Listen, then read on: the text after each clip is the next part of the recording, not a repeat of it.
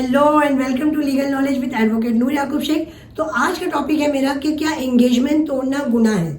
देखिए, अगर आप एंगेजमेंट कर रहे हैं, करने वाले हैं, या आपकी एंगेजमेंट हो गई है और आप सोच रहे हैं कि किसी पॉइंट पे आपको एंगेजमेंट को ब्रेक करना है, लेकिन लीगल कॉन्सिक्वेंस में आप फंस सकते हैं, या सामने वाली पार्टी आप पे प्रेशराइज कर रही है कि वो आपको डाउरी के केस में फंसा देगी, तो ये वीडियो जरूर आपके लिए है। तो वीडियो शुरू करने के पहले लाइक शेयर सब्सक्राइब जरूर कर लेना और वीडियो में एंड तक जरूर बने रहना। चलिए शुरू करते हैं आज की वीडियो। देखिए, अगर आपकी एंगेजमेंट हो गई है या होने वाली है तो ये वीडियो आप जरूर ध्यान से देखिए। अगर आपकी एंगेजमेंट हो गई है और आप तोड़ने वाले हैं तो आपके पास जो भी रीजन होगा, लड़की का अफेयर है, लड़की से आपको शादी नहीं करनी है, या जो भी आपकी एक्सपेक्टेशन थी वो फुलफिल नहीं हो रही है, एक्सेप्ट डाउरी। देखिए, डाउरी लेना गुनाह भी है और डाउरी लेना कानूनी जुर्म भी है, तो आपको सजा हो सकती है। तो डाउरी के अलावा कोई और रीजन से अगर आप इस शादी को होने से पहले ही इस एंगेजमेंट को ब्रेक करना चाहते हैं तो आप ब्रेक कर सकते हैं। ब्रेक करने के लिए आपके पास 2-3 रीजन होने चाहिए और उन रीजन के साथ में आपके पास लीगल पॉइंट होना चाहिए। आपको एक स्टैम्प पेपर पे या किसी एडवोकेट के थ्रू पहले उनको एक लीगल नोटिस देना है कि आप क्यों उनसे आपकी एंगेजमेंट तोड़ना चाहते हैं। लड़की वाले हो या लड़के वाले हो, आपको पहले बताना है कि आपने ये चीजें सोच के उनसे शादी करने का प्लान किया था। अब सिचुएशन ये है, और जो भी मतलब ये लीगल होना चाहिए। ऐसा नहीं कि आपको दहेज चाहिए था, आप दहेज नहीं मिल रहा है तो ये चीजें नहीं होनी चाहिए। तो जो भी आपकी सिचुएशन है, या तो लड़की किसी और से अफेयर है, लड़के का किसी और से अफेयर है, या लड़का चर्सी गंजेड़ी है, या आपको मालूम पड़ा लड़के के पास जॉब ही नहीं है, या मालूम पड़ रहा है कि लड़की के पास वो क्वालिफिकेशन ही नहीं है जो आपको क्वालिफिकेशन चाहिए था। सबसे इंपॉर्टेंट बात ना, लड़की देखने में आपको यही देखना है कि लड़की क्वालिफाइड होनी चाहिए। एक क्वालिफाइड माँ ही अपने बच्चे की अच्छी परवरिश कर सकती है, और एक क्वालिफाइड बाप भी होना चाहिए। ऐसा नहीं कि माँ पढ़ी लिखी और बाप पढ़ा लिखा नहीं है। तो इन चीजों का ध्यान देते हुए आपको सबसे पहले तो आपकी शादी फिक्स करनी है। अब अगर आप एंगेजमेंट पर आ गए ब्रेक करने के लिए, तो ब्रेकअप के लिए मैंने आपको बताया कि आपको पहले उनको एक लीगल नोटिस देना है। लीगल नोटिस इसलिए देना है क्योंकि आज की डेट में 80% लोग क्या करते हैं, स्पेशली लड़की वाले लड़के वालों पे केसेस फाइल करते हैं डाउरी का। लोगों को पता नहीं होता कि डाउरी का केस कब फाइल करना है, डोमेस्टिक वायलेंस कब फाइल करना है। अब लड़के वाले भी डर जाते हैं और बाद में क्या करते हैं, सेटलमेंट के नाम पे एक अच्छी मोटी रकम लेते हैं अपनी बेटी के लिए। तो ये चीजें भी नहीं होनी चाहिए। तो आप एक लीगल नोटिस दीजिए। लीगल नोटिस के बाद में आप वेट कीजिए 15 डेज। अगर वो रिप्लाई दे रहे ठीक है, नहीं दे रहे तब उन्हें एक फाइनल लेटर भेजिए कि अब ये डेट से मैं इस एंगेजमेंट में नहीं हूं।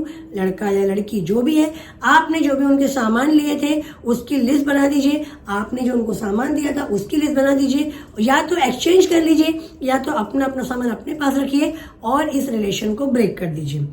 दूसरा, अगर आप एंगेजमेंट करने वाले हैं तो सबसे पहले एंगेजमेंट से हम शादी करते हैं, निकाहनामा बनवाते हैं। देखिए, निकाह करते हैं, निकाह एक सिविल कॉन्ट्रैक्ट है। जरूरी नहीं है कि निकाहनामा होना ही चाहिए। अगर आपका निकाह काजी ने पढ़ा दिया तो आपका निकाह हो जाता है।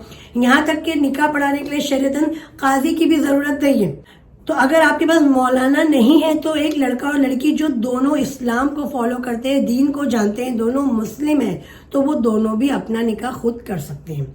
तो देखिए, इसके लिए पेपर की जरूरत नहीं। पेपर हम क्यों लेते हैं, एविडेंशियली डॉक्यूमेंट लेते हैं कि मेरे पास एक एविडेंस होना चाहिए। तो ऐसे ही आपको एंगेजमेंट के लिए भी एक रूल बनाना चाहिए कि आपको एक एंगेजमेंट पेपर भी बनाना चाहिए कि आज की डेट में एंगेजमेंट हुई है या फ्यूचर में ये डेट पे एंगेजमेंट होने वाली है। लड़के का क्वालिफिकेशन ये है, लड़की का ये है, हमारी ये कंडीशन है, हमारी ये कंडीशन है, इस डेट को शादी होगी। हमारे में जो भी बातें तय हुई है, मतलब कभी कभी क्या होता है कि एंगेजमेंट ब्रेक हो जाती है हॉल को लेकर कि हॉल यहाँ बुक करना पड़ेगा, या हमारे इतने बाराती आएंगे ये कि शादी डेस्टिनेशन वेडिंग हो। मतलब दहेज को ना लेकर कुछ किसी और रीजन को लेकर, कभी कभी जानबूझकर, कभी कभी अनजाने में, या कभी कभी एग्रेशन में, ईगो में आपकी एंगेजमेंट टूट जाती है। तो पहले ही पेपर बनवा लीजिए।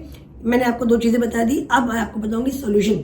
ये सब करने के बाद, या फिर आपने पेपर बनाया नहीं, एंगेजमेंट हो गई, अब आपको एंगेजमेंट तोड़ना है। या तो लड़की भाग गई है, या तो लड़का भाग गया है शादी से 1-2 दिन पहले, या तो शादी से पहले ही आपको उनकी कुछ हकीकत खुल गई है, या आपको करना ही नहीं है उनसे शादी, तो आप एंगेजमेंट ब्रेक करने का मैंने आपको बता दिया रीजन। फिर भी अगर आप पर लड़की वाले या लड़के वाले झूठा केस कर देते हैं एंगेजमेंट तोड़ने का, तो आपके पास में ये सारे एविडेंस रहेंगे। इन एविडेंस के बेस पे आप उनको बोलिए आप जाके केस फाइल कीजिए, केस फाइल करने दीजिए। आपने तो लीगल पेपर बनाए थे, तो आप जाके आपका से दे दीजिए और आपके ये लीगल पेपर के बेस पे आप वहां पर अपने आप को डिफेंड कीजिए और वहां से बाहर आ जाइए। लेकिन सेटलमेंट बिल्कुल मत कीजिए। आज सेटलमेंट करेंगे ना, अभी एंगेजमेंट के पहले ये हाल है, सोचिए ये लोग शादी के बाद क्या क्या करेंगे। ऐसे ही लोगों की वजह से कोर्ट में केसेस भरे पड़े हुए हैं। तो आई होप आपको मेरी एंगेजमेंट वाली वीडियो पसंद आई होगी।